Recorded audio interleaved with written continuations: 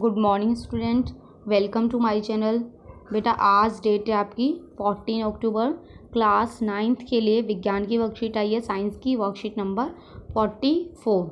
चलिए स्टार्ट करते हैं। आज की वर्कशीट है उत्तक, विभज्योतक उत्तक। चलिए उत्तक जो होते हैं बेटा कई प्रकार के होते हैं, उसमें आज हम विभज्योतक उत्तक के बारे में पढ़ेंगे। चलिए, जैसा कि तुम पहले से ही जानते हो, जंतु और पादप दोनों ही बहुकोशिक जीव है। बहुकोशिक मतलब दोनों में बहुत सारी कोशिका होती हैं जो विभिन्न प्रकार की कोशिकाओं द्वारा बने होते हैं। इन जीवों में सभी कोशिकाएं सभी कार्य करने में सक्षम नहीं होती। जो कोशिका होती है सबका अलग अलग काम होता है, सबके एक जैसा काम नहीं होता है, और कुछ कोशिका काम करती हैं, कुछ नहीं करती हैं। इसलिए इन जीवों में प्रत्येक कार्य कोशिकाओं के विभिन्न समूह द्वारा किया जाता है। क्या ग्रुप बना देते हैं और वो ग्रुप जो है वो काम करता है। ठीक है, एक ही प्रकार की संरचना और कार्य करने वाले कोशिकाओं के समूह को उत्तक कहते हैं। बहुत सारी कोशिकाएं, उनका काम सबका एक जैसा है, तो उनका ग्रुप बन गया, तो उस ग्रुप को हम क्या कहेंगे?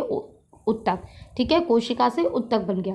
विभिन्न प्रकार के उत्तक मिलकर क्या बनाते हैं? अंग बनाते हैं। और फिर विभिन्न अंगों से उत्तकों की कोशिकाएं अलग होती हैं जो निश्चित कार्य करने में सक्षम होती हैं।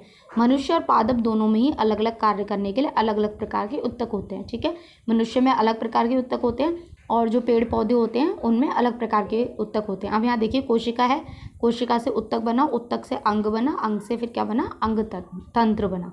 ठीक है, चलिए अब जंतु और पादप उत्तक में क्या डिफरेंस है वो पढ़ लेते हैं।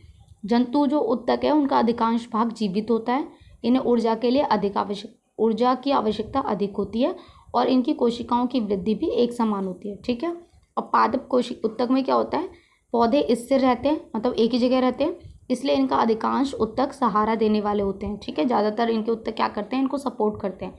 यह उत्तक अधिकतर मृत होते हैं। यहाँ बेटा जीवित होते हैं, यहाँ मृत होते हैं, इसलिए पौधों में वृद्धि भी कुछ ही क्षेत्रों में होती है और यहाँ वृद्धि एक समान होती है। ठीक है, इन्हें ऊर्जा की आवश्यकता भी कम होती है। पौधों में कुछ उत्तक जीवन भर विभाजित होते हैं। ठीक है, पूरे टाइम विभाजित ही होते रहते हैं। अब जो पादप उत्तक हैं उनको विभज्योतक उत्तक तथा स्थायी उत्तक के रूप में वर्गीकृत किया गया। ठीक है, जो पादप उत्तक होते हैं वो दो तरह के होते हैं, एक होता है विभज्योतक और दूसरा होता है स्थायी उत्तक। ठीक है, इसको मेरिस्टेमेटिक कहते हैं और सेकंड को कहते हैं परमानेंट उत्तक। ठीक है, परमानेंट टिश्यू। आज हम पढ़ेंगे विभज्योतक उत्तक के बारे में। ठीक है, पौधों की वृद्धि कुछ निश्चित भागों से ही होती है। ठीक है, फिक्स होता है ना, आपने देखा होगा पौधों में टहनी एक बढ़ रही है तो वो वही बढ़ती जा रही है। ठीक है, ऐसा विभाजित होने वाले उत्तकों के कारण होता है। इस प्रकार उत्तकों को विभज्योतक उत्तक कहते हैं। जो बेटा विभज्योतक उत्तक है वो भी 3 प्रकार के। देखिए, सबसे पहले आपका जो उत्तक है वो 2 प्रकार का है, विभज्योतक और स्थायी। अब जो विभज्योतक है वो भी 3 प्रकार का है, शीर्ष, अंतर्विष्ट और पार्श्व। शीर्ष का मतलब ये आप समझ गए होंगे, शीर्ष मतलब ऊपर, टॉप पे।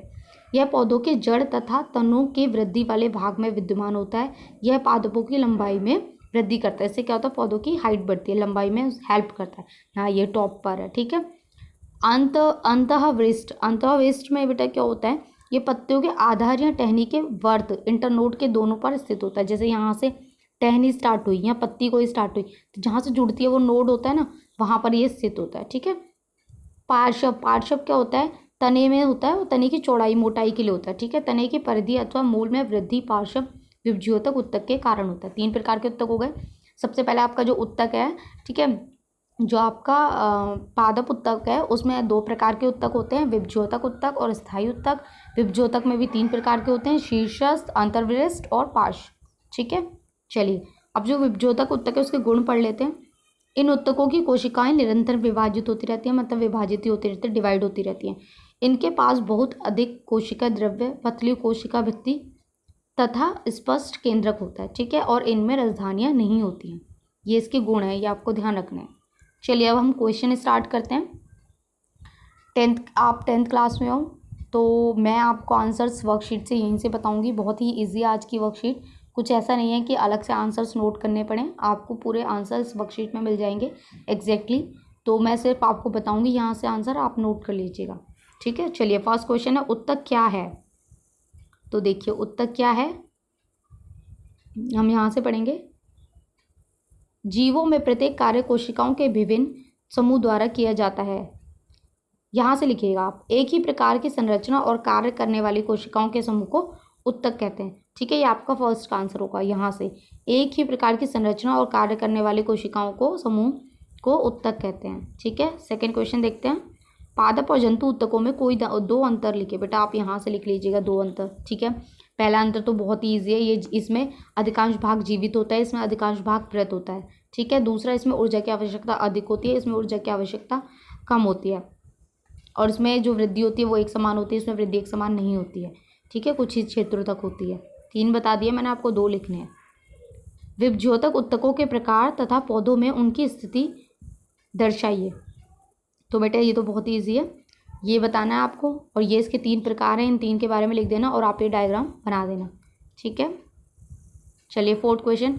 विभज्योतक उत्तकों के कोई 2 गुण बताइए। तो आप फोर्थ का आंसर आप यहाँ से लिख देंगे, 2 गुण आपको ऑलरेडी दिए हुए हैं। ठीक है, यहाँ आपकी वर्कशीट कंप्लीट होती है। आई होप आपको समझ में आई हो।